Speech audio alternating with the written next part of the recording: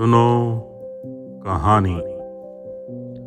दोस्तों, इस कहानी में एक संदेश छिपा है जो अगर आपको समझ आए तो आपका जीवन बदल सकता है, और अगर ना भी समझ आए तब भी मनोरंजन तो अवश्य ही होगा। बहुत समय पहले की बात है। एक शहर में एक मूर्तिकार रहता था जिसका नाम था राम प्रसाद। बहुत तन्मयता से मूर्तियां बनाता था, पत्थर की भी और मिट्टी की भी, और अपने छोटे से शहर में मशहूर था। लोग उससे भगवान की मूर्तियां बनवाते थे, अपनी मूर्तियां बनवाते थे, तरह तरह की मूर्तियां बनवाते थे। गुजर बसर ठीक ठाक चल जाती थी। उसका एक पुत्र हुआ, और ज्यों ज्यों पुत्र बड़ा होने लगा तो अपने पिता से उस हुनर को सीखने लगा। स्कूल से वापस आकर पिता को देखता रहता। धीरे धीरे उसने हाथ चलाना शुरू करा, और वो भी मिट्टी की और पत्थर की मूर्तियां बनाने लगा। वक्त का पहिया घूमता रहा और उसका पुत्र बड़ा हो गया। विनीत नाम था उसके पुत्र का।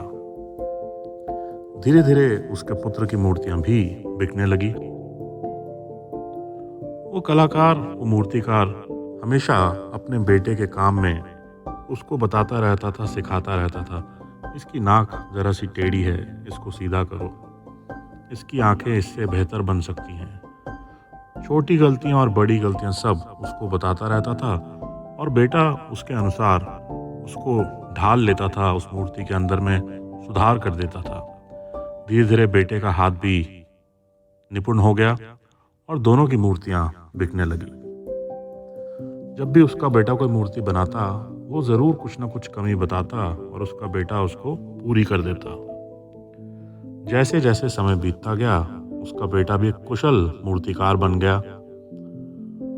उसकी मूर्तियां अपने पिता की मूर्ति से ज्यादा अच्छे दामों पर बिकने लगी, और मांग भी उसकी मूर्तियों की धीरे धीरे ज्यादा हो चली।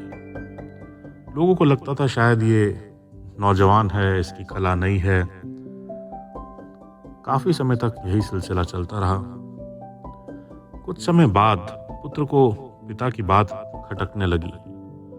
एक दिन ऐसा आ ही गया जब पिता ने पुत्र को मूर्ति में कमी बताई, और उसने झल्ला कर कहा, आपको हमेशा ये क्यों लगता है कि मेरी मूर्ति में कमी है?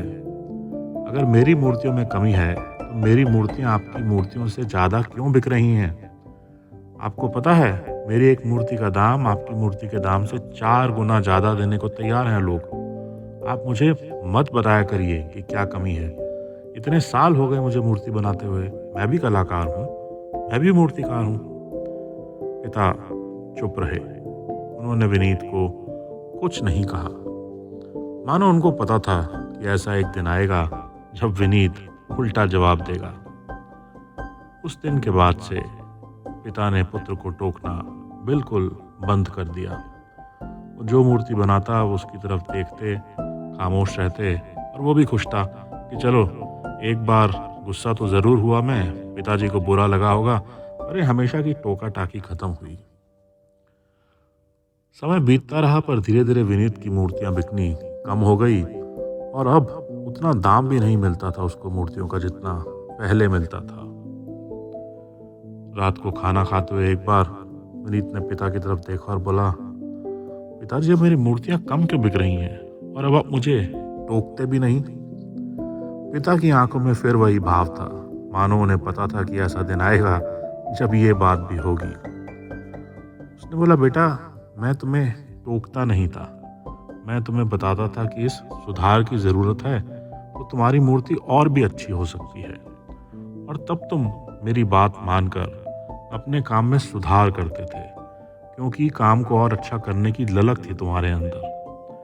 पर जब तुमको टोका टाकी पसंद नहीं आई, उस दिन तुमने मान लिया कि तुम्हारा काम सर्वश्रेष्ठ है, और उसमें सुधार को ढूंढना भी तुमने बंद कर दिया।